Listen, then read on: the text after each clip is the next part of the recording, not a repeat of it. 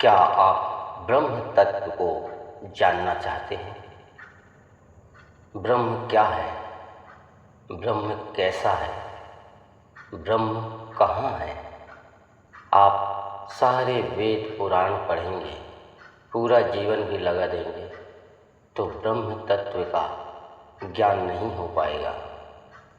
हमारे पास इतने ग्रंथ हैं जिनको हम अगर पढ़ना चाहें तो पूरा जीवन चला जाएगा, पर हमारे ग्रंथ खत्म नहीं होंगे, क्योंकि सत्य सनातन धर्म के एक ही उद्देश्य है कि मानवता बनी रहे।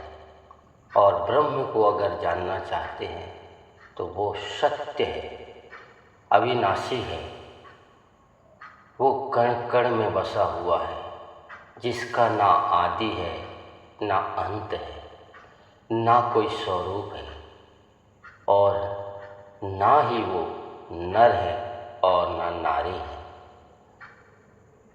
सत्य है, सिर्फ सत्य है, और जो उस सत्य के साथ अपना जीवन व्यतीत करता है वो उसी में लीन हो जाता है, वो खुद ब्रह्म हो जाता है। अगर आप चाहेंगे कि मैं उस सत्य को पहचान लूँ, उस परम ब्रह्म तत्व को पहचान लूँ, तो आपको अपने ही अंदर जाना पड़ेगा, उन्हें अपने ही अंदर ढूंढना पड़ेगा। क्योंकि ब्रह्म तत्व जो है वो एक सार है, एक वो बिंदु है जो दिखाई नहीं देता, जो अनंत है, सर्वव्यापी है। उसे अगर आप जानना चाहते हैं तो ध्यान करिए, अपने अंदर अपने आप को पहले पहचानिए। आप अगर अपने आप को पहचान लेते हैं, जब आप अपने आप को जान लेते हैं, तब उस परम ब्रह्म तत्व परमेश्वर ब्रह्म को समझ पाते हैं। तभी आप उस परम ब्रह्म तत्व को पहचान पाते हैं। ब्रह्म क्या है? ब्रह्म कौन है? ब्रह्म कैसे हैं? जब आप अपने अंदर उतरते हैं और उस सत्य को पहचानने की कोशिश करते हैं कि कोई तो है, कहीं तो है जो इस सृष्टि को चला रहा है, जो जन्म दे रहा है, जो मृत्यु दे रहा है, जो हमारे कर्मों के फल देता है। अगर मैं एक छोटी सी बात बताऊं तो ये पूरा ब्रह्मांड उस ब्रह्म के अंदर है, हर एक कण उसके अंदर है, हर छोटी से छोटी और बड़ी से बड़ी वस्तुओं में समाया हुआ है। हम में, तुम में, पेड़ पौधे, पशु पक्षी, जीव जंतु, सभी में वो समाया हुआ है। इसीलिए हमें अपने अंदर झांकना पड़ेगा, उसे ढूंढना पड़ेगा, समझना पड़ेगा। जिस दिन ब्रह्म तत्व को समझ पाओगे उस दिन आप नहीं रहोगे, उस दिन आप उस ब्रह्म तत्व में लीन हो जाओगे, आप मोक्ष पालोगे। जिस तरह समुद्र से उठने वाली भाप बादल बनकर पूरी पृथ्वी पर गिरती है और फिर बनकर, नाले बनकर सबकी प्यास बुझाते हुए, पेड़ पौधों की, जीव जंतु की, मनुष्यों की, इस धरती माता की प्यास बुझाते हुए, कल कल छल छल कहते, झूमते, नाचते हुए वो अपने परम इष्ट उस परमात्मा अविनाशी की ओर चल देती है। चलते चलते वो परोपकार करते हुए चल देती है और आखिर में जाकर वो अपने अंशी से मिल लेती है। उसी तरह आप भी इस दुनिया में आए हो तो आपको ही परोपकार करना पड़ेगा। आपका जीवन दूसरों के लिए है। कभी भी अपने आप को ये ना समझें कि ये सब मेरा है और उसे इकट्ठा करने की ज़रूरत नहीं है, क्योंकि ऊपर वाला जो है, जो ब्रह्म तत्व है, वो सभी का पालन पोषण करता है। जैसे इंसान को जन्म दिया है, जन्म देने के पहले ही उसके भोजन की व्यवस्था कर देता है। जैसे पशु हैं, उनके भी भोजन की व्यवस्था कर देता है। हर एक जीव जंतु, पेड़ पौधे, पशु पक्षी, जलचर हो या कोई भी जीव हो या जड़ चैतन्य हो, सबका पालन पोषण करने वाला वही ब्रह्म तत्व ही है। अगर आप देखेंगे तो आप जन्म के बाद खाना नहीं खा सकते हैं, तो उसकी व्यवस्था उसने पहले ही कर रखी है कि वो दूध पी सकता है और दूध उसके जन्म के साथ ही दूध निकलने लगता है। जो छोटी छोटी चिड़िया होती हैं, उसको पता है कि ये जन्म के बाद इनको दूध नहीं मिलेगा, तो उनको खाने की व्यवस्था कर देती हैं। पर एक हमारा छोटा सा बच्चा एक दाना भी चला जाए तो गले में ही अटक जाएगा। इसीलिए उस ब्रह्म तत्व को समझना है तो आप समझिए कि कैसे वो इस सृष्टि को चला रहा है, कैसे समय के साथ हर किसी को वो देता चला जाता है। आप बुरे कर्म करते हो तो उसका फल भी निश्चित हो जाता है, आज नहीं तो कल मिलेगा। और पुण्य कर्म करते हैं, परोपकार करते हुए चले जाते हैं, तो भी निश्चित है कि आपको आपके परोपकार धर्म से चलने पर आपको आपका फल ज़रूर मिलेगा। मैं आपको एक छोटी सी बात बताता हूँ। हम सनातन हिंदू हर किसी की पूजा करते हैं। पेड़ की करते हैं, पर्वतों की करते हैं, समुद्र की करते हैं, हवा की करते हैं, जल की करते हैं, सूर्य की करते हैं। हम सभी चीज़ों को पूजते हैं। हम जड़ चैतन्य को पूजते हैं, क्योंकि उन सब में वो ब्रह्म तत्व समाया हुआ है। इनसे हमें कुछ ना कुछ मिलते ही रहता है। जैसे सूर्य से धूप, गर्मी मिलते रहती है, जैसे जल से हमारी प्यास बुझती है। हम स्नान करते हैं तो हमें ठंडक मिलती है, हम निर्मल हो जाते हैं। जैसे पृथ्वी से हमें भोजन मिलता है, हमारी भूख मिटती है, मगर हम उस परम तत्व को नहीं पहचान पाते और उसको आप देख भी नहीं सकते और ना ही उसे महसूस कर सकते हैं और ना ही छू सकते हैं, क्योंकि आप इतने बड़े नहीं हुए हैं। अगर आप उसे देखना चाहते हैं तो एक छोटा सा उदाहरण बताता हूँ।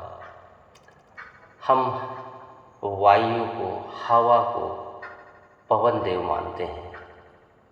बिजली इसी से तैयार होती है या तो जल से तैयार होती है कि उस हवा को हम देख नहीं सकते। जल को हम छू सकते हैं पर उसके गुणों को हम समझ नहीं पाते हैं, जिनसे ये बिजली तैयार होती है। बिजली है, लाइट है जो जलती है, वही है जो जलती है और प्रकाश देती है। ये उसी देवता की प्रकाश पुंज है जो हमें रोशन करती है। ये वही देवता सूर्य, हवा, जल, वायु, पवन देव से तैयार होकर जब हमारे घर में आती है, तो क्या आप उस नंगी तार को छू सकते हैं? नहीं, क्योंकि वो ईश्वर है और आप उस लायक नहीं हैं। आप जैसे ही छूने की कोशिश करते हैं तो आपको करंट लग जाता है। जब उनमें इतना प्रकाश है, आपके घरों को प्रकाशित कर देता है। तो अगर आप उन तत्वों को पहचानना चाहते हैं तो आप ही सोचिए कि अगर वायु से तैयार होने वाली बिजली, जल से तैयार होने वाली बिजली को हम छू नहीं सकते, पर उनसे प्रकाशित होकर अपना जीवन चला सकते हैं। आपके अंदर भी वही प्रकाश है, लेकिन उसे जानने के लिए, उसे देखने के लिए, उसे समझने के लिए उस ध्यान की परम स्थिति में पहुंचना पड़ेगा और अपने ही अंदर उसे झांकना पड़ेगा, देखना पड़ेगा, समझना पड़ेगा। फिर आप उस परम ब्रह्म तत्व को पहचान पाएंगे। आप किसी फल को खाते हैं, आप उसे देख सकते हैं, पर स्वाद तो लेते हैं, पर उस स्वाद को आप बता नहीं सकते। उसे सामने वाले को अगर बताना है तो उसे खा के देखना पड़ेगा, क्योंकि हमने मीठा है, खट्टा है, कड़वा है, ये हमने नाम दिए और उसी से इंसान को पता चलता है कि ये खट्टा है, मीठा है, कड़वा है। पर सत्य तो ये है कि उस तत्व को हम बता ही नहीं सकते। ब्रह्म जो है परम सत्य है और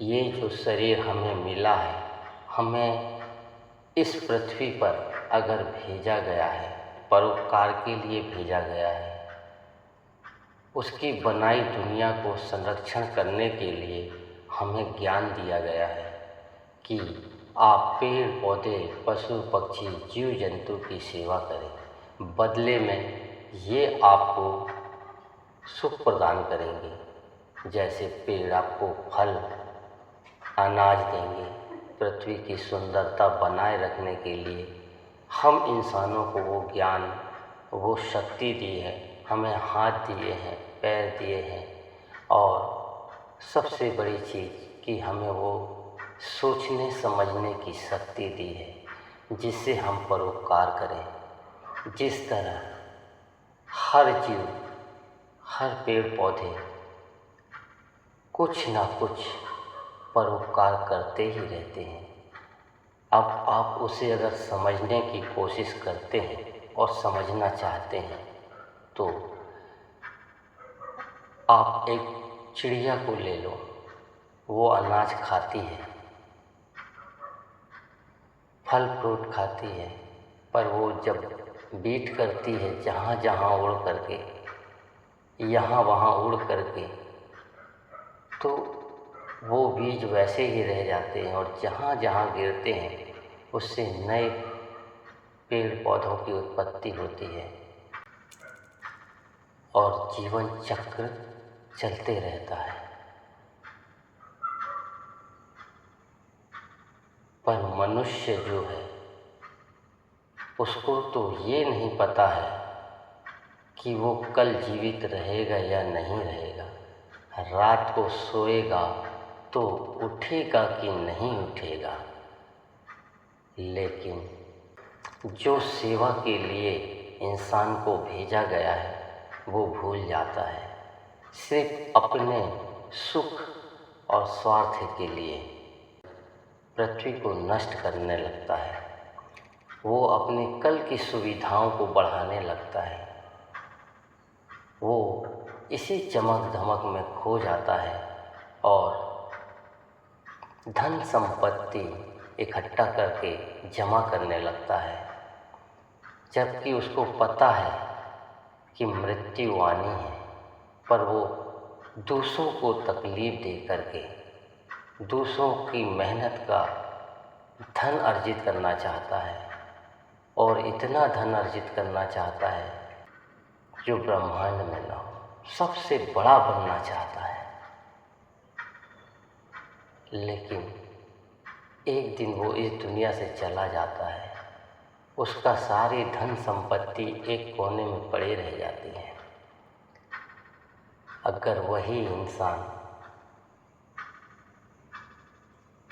को ब्रह्म तत्व का ज्ञान हो जाता तो उस पेड़ पौधे से सीख लेता, उन पशु पक्षियों से सीख लेता जो सुबह उठते हैं और सिर्फ पेट के लिए करते हैं और वापस अपने घोंसले में चले जाते हैं। बच्चे को जन्म देने के लिए घोंसला बनाते हैं, फिर उस घोंसले को ही छोड़कर चले जाते हैं। वो कल के लिए बचा के नहीं रखते। लेकिन इंसान जो है वो कल के लिए बचाता है, लालच में पड़ा रहता है और यही लालच के कारण वो बुरे कर्म करता है, दूसरों को तकलीफ देता है, अपने मुंह के स्वाद के लिए दूसरों की जान ले लेता है। बताओ, इंसान को ज्ञान देने के बाद, सोचने समझने की शक्ति देने के बाद, वो उसकी बनाई हुई पृथ्वी को समझ क्यों नहीं पाता है? क्यों उसे उजाड़ने पे तुला हुआ है? वो ब्रह्म प्रकृति वो समझाना चाहती है पेड़ों के जरिए कि मुझ जैसा बनो। कोई अगर तुम्हें पत्थर भी मारे तो उसे मीठा फल दो। जिस दिन ये समझ लेता है इंसान, उसे ब्रह्म ज्ञान होने लगता है। अगर उन नदियों से सीख ले, उस बहती हुई नदी से, उस जलधारा से सीखें कि कैसे अच्छे बुरे जीव जंतु या पेड़ पौधे कैसे उनकी सबकी प्यास बुझाती है, पर इंसान उसे गंदा करता है, फिर भी वो बुरा नहीं मानती। इंसान उसमें नहा कर के अपने आप को शुद्ध करता है, पर मन शुद्ध नहीं हो पाता। उससे अपनी प्यास बुझाता है और उसी को गंदा कर देता है। उन्हें मानव नहीं कहा जाता। वो मानवता जो होती है वो परोपकार के लिए होती है। गाय अपना दूध अपने बच्चे के मुख से छुड़ाकर आपके बच्चों को पिला देती है, वो परोपकार है। जो नदी दूसरों की प्यास बुझाते हुए चलती है वो परोपकार है। जो सूरज खुद को जलाकर दूसरों को रोशनी देता है वो परोपकार है। ये जो ठंडी ठंडी हवा बहती है, जो हमारे श्वासों के जरिए अंदर जाती है और बाहर आती है, ये हमें जीवन देती है। हम उस तत्व को पहचानने की कोशिश क्यों नहीं करते? उस परम ब्रह्म को हम जानने की कोशिश क्यों नहीं करते? जब वो जन्म देता है तभी दूध निकलता है, तो मरने तक वो हमारे दोनों टाइम भोजन की व्यवस्था कर चुका है। हर एक छोटे से छोटे जीव हो, हर एक छोटा सा छोटा जीव हो या बड़े से बड़ा प्राणी हो, सबके भोजन की व्यवस्था किया हुआ है। हम इंसानों का जन्म परोपकार के लिए होता है। अब आप अकेले ही अगर खुश रहना चाहें तो क्या रह सकते हैं? कभी नहीं रह सकते, क्योंकि आपसे कोई और खुश होता है जब आप किसी और मुस्कुराहट देते हैं तो वो आपको भगवान समझने लगता है। इस पृथ्वी में बड़े से बड़े महापुरुषों का जन्म हुआ है, जैसे राम, कृष्ण और बड़े बड़े साधु संतों का जन्म हुआ है। जब ये परोपकार करने लगे, इन्हें हम भगवान की तरह पूजने लगते हैं। और हम जब बुरा कर्म करते हैं तो दुख के घेरे में फंसते चले जाते हैं। और सुख दुख के चक्कर में पड़े रहते हैं, क्योंकि आप जो बुरे कर्म करते हैं उसकी अलग गठरी तैयार होती है और जो पुण्य कर्म करते हैं उसके अलग गठरी तैयार होती है, और ये आपसे हमेशा जुड़ी रहती है। आप चाहे कितना भी जन्म लें, बार बार जन्म लें, ये गठरी आपसे अलग नहीं होती, ये जुड़ते रहती है। और जब पुण्य की गठरी खुलती है तब आप देखेंगे कि दुश्मन भी आपके दोस्त बन गए हैं। चारों तरफ से पैसा आ रहा है, हर जगह खुशियाँ ही खुशियाँ दिखाई दे रही हैं।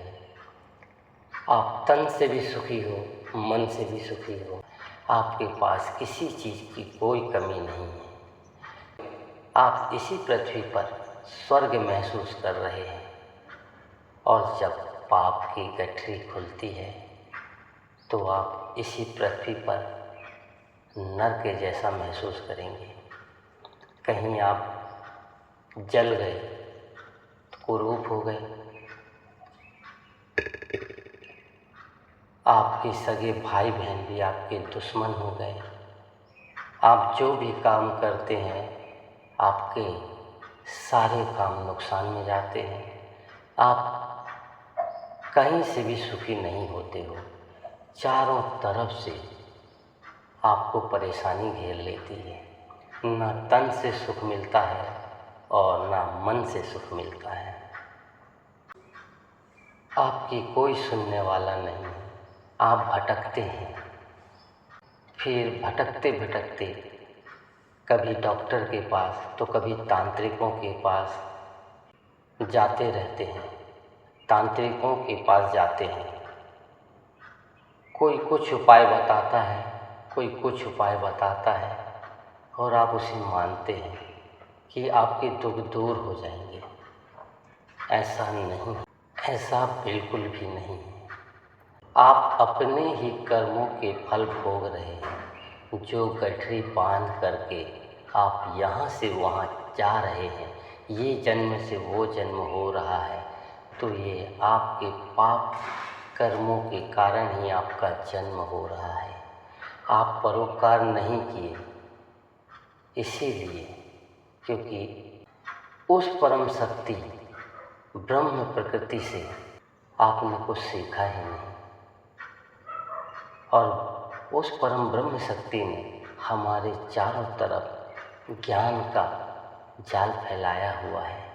लेकिन आप बुरे कर्म करते हुए उस अंधकार में इतने छोटे होते चले जाते हैं, उस अंधकार में खोते चले जाते हैं, एक छोटे दर्जे का जीव बन जाते हैं।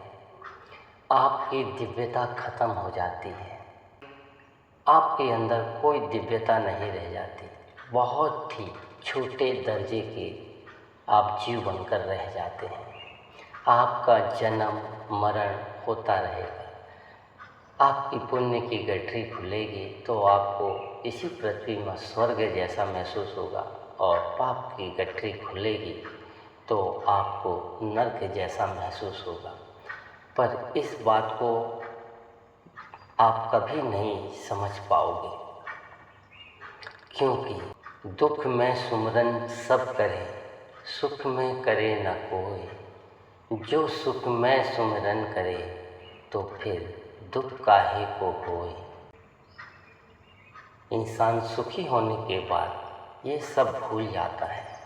वो दूसरों की तकलीफ़ों को समझ नहीं पाता है और दूसरों को तकलीफ़ देता है, यहाँ तक कि उनके हक का भी धन इकट्ठा करके रखते जाता है। उसे अपनी सुख सुविधाओं से फुर्सत नहीं मिलती है, वो परोपकार कैसे करेगा। और जब आप इस प्रकृति को कुछ देंगे नहीं तो ये प्रकृति आपको क्या देगी। जो भी आप करते हैं वो आपका फल आपको मिलना ही मिलना है। बुरे कर्मों का फल आपके दुख बढ़ाता रहेगा और पुण्य कर्मों के फल आपको सुख प्रदान करते रहेंगे। ऐसा नहीं है कि आप गंगा नहा लेंगे तो आपके पाप कट जाएंगे। आपके पाप नहीं कटेंगे, आपका शरीर निर्मल होगा और परोपकार करेंगे।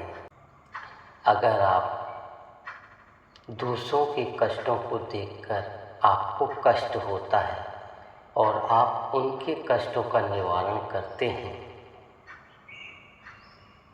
तो ये फल आपको जब आप तकलीफ में होंगे, दुखी होंगे, तब प्रकृति आपके उन कष्टों का निवारण करेगी। क्योंकि आप जो बोओगे वही पाओगे। ये प्रकृति का नियम है कि वो जो देती है वो लेती है और जो लेती है वही देती है। जैसे खेत में आप नीम लगाएंगे तो कड़वाहट मिलेगी, और अगर आप उसमें गन्ना लगाएंगे तो मीठा मिलेगा। उसमें अगर आप जहर लगाएंगे तो आपको जहर ही मिलने वाला है। अब आपके जीवन में भी इसी तरह से आप जो कर रहे हैं उसके फल निश्चित हैं, आपको मिलना ही मिलना है। जो इंसान जैसा कर्म करता है, जैसा बीज बोता है, उसे वो फल मिलना निश्चित है और वही मिलेगा। आप कड़वाहट बोएंगे तो कड़वाहट ही मिलने वाली है। अगर आपको इज्जत चाहिए तो इज्जत देना सीखिए। मान सम्मान चाहिए तो मान सम्मान देना सीखिए। जो आप देंगे वही आपको मिलेगा। प्रकृति के नियम को गूढ़ता से समझिए। अगर आप एक संत की तरह ज़िंदगी जीते हैं तो आप उस पेड़ की तरह हो जाते हैं जो सिर्फ दूसरों को छाया देते हैं, दूसरों को फल देते हैं।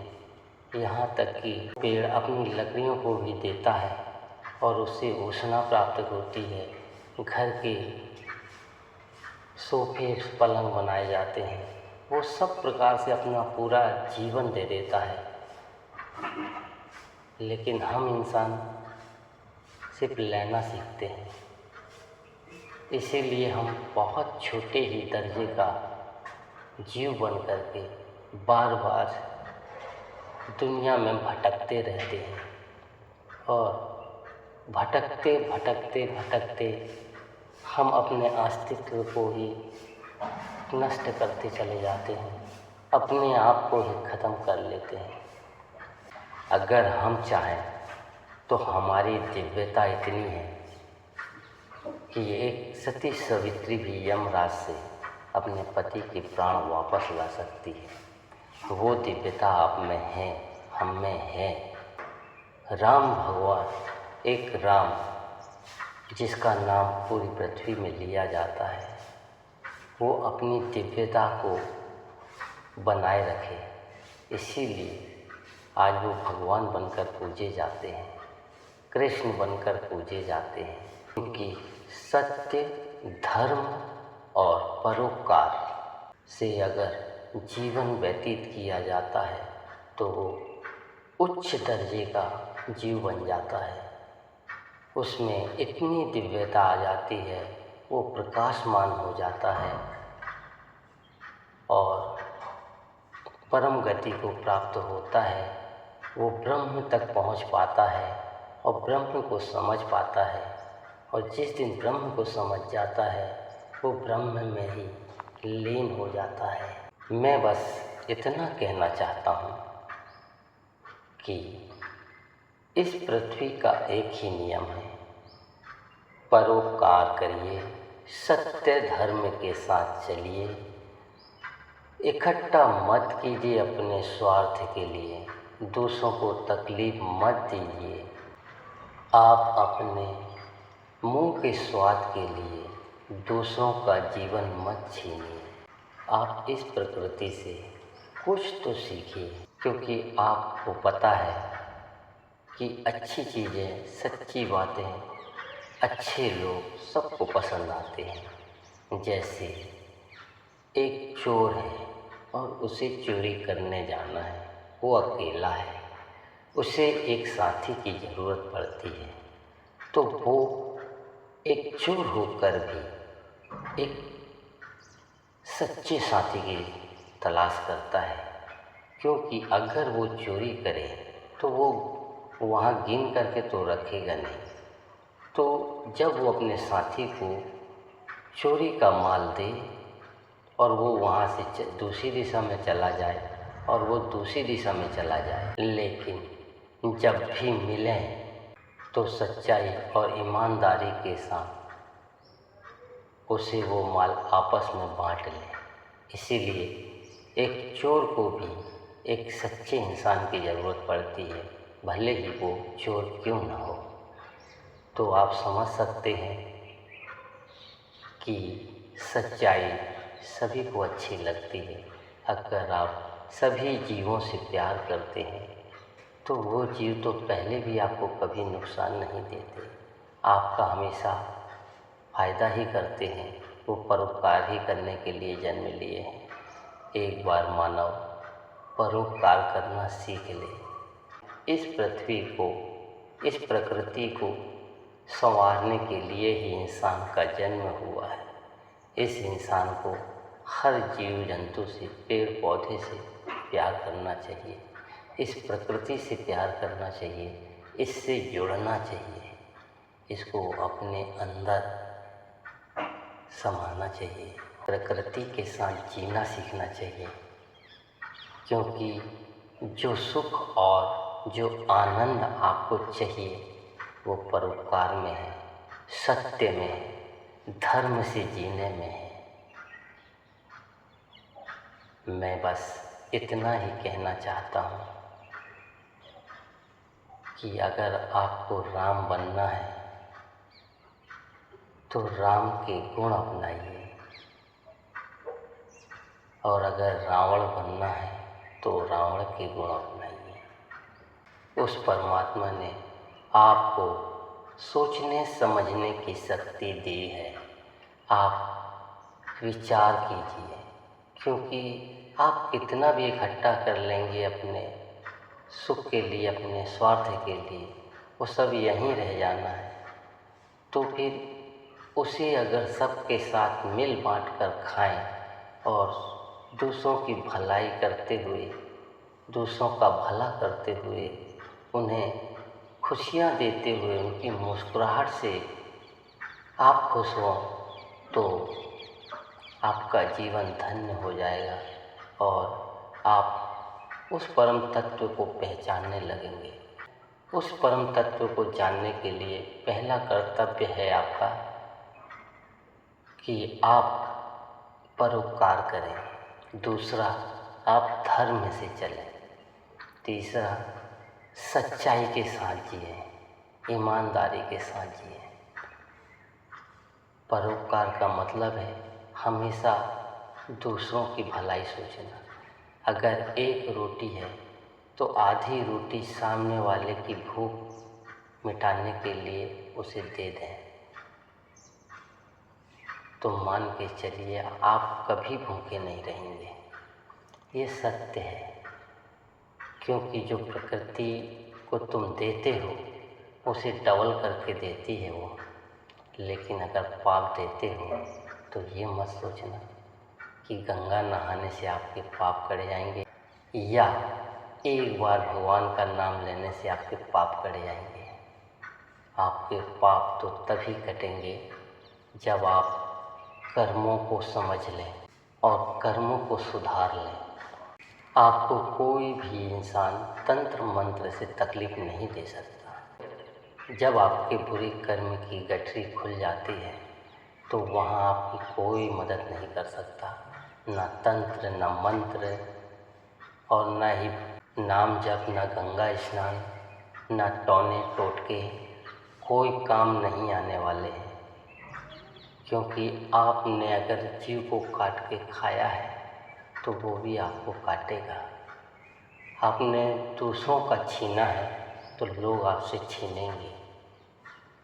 आपने दूसरों को तकलीफ़ दी है शारीरिक रूप से तो आपको शारीरिक रूप से तकलीफ़ होगी, ये निश्चित है।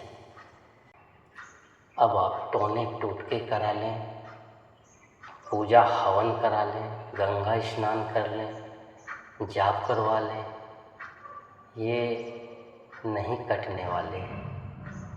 आपके पाप जो आपने किए हैं, आपसे जिनको तकलीफ़ हुई है और उनके अंदर से जो बददुआ निकली है, वो आपको तकलीफ़ देगी और तब तक तकलीफ़ देगी जितनी तकलीफ़ दी थी ब्याज सहित उतनी तकलीफ़ आपको होगी।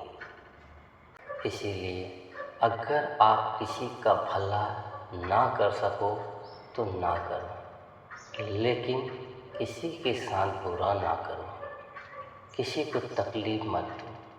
कोई भी जीव हो, एक छोटी चींटी ही क्यों ना हो, आप किसी को भी तकलीफ़ ना दें।